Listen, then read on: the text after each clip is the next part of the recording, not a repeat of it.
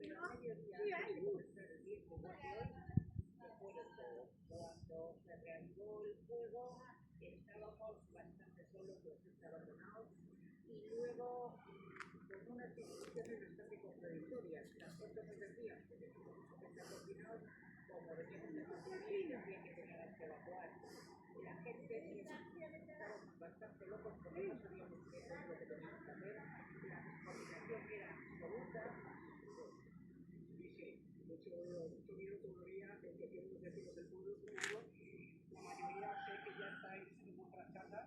Hay mucha gente de la provincia de Zamora que todavía no ha podido volver a sus casas esta mañana. Hemos hablado con algunos de ellos y querido pabellones que se han dispuesto para poder alojarlos hasta que todo pueda.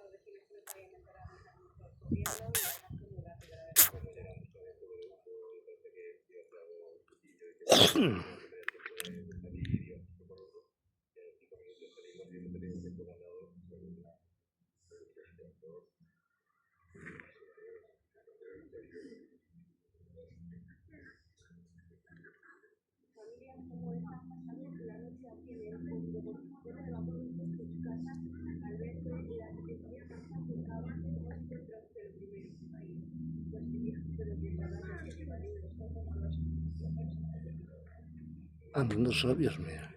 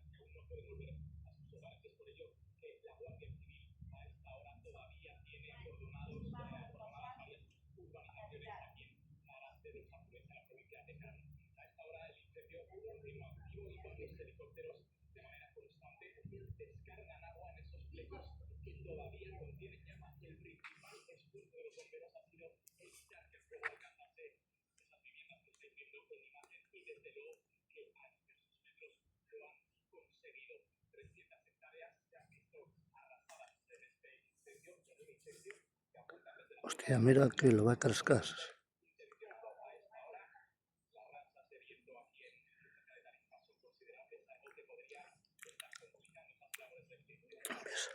Van a dar la vuelta hasta la giran. Ahora giran para aquí, van a botar agua.